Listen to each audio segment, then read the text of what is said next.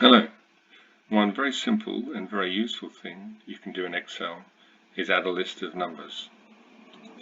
I'm going to show you that now. Let's first of all just throw in a list of numbers at random, and we want to total them up at the bottom of the list. There's a number of ways we can do this.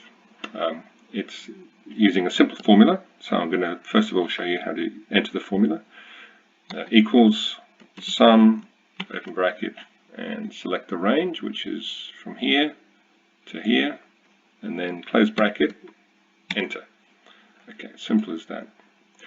Now that's great. Is there an even simpler way? Well, there is a simpler way. We can start here where we want the total to be and use the Autosum button, which is up here, and I just click on that button and then it automatically offers me the range. If I like that, I accept it by hitting enter, and bang, there it is again. Alright, let's just look at one possible gotcha in this situation. Imagine our list has got some space in it. What happens then when we use the Autosum button?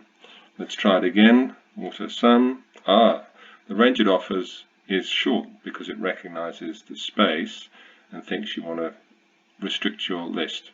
Well, we want to override that.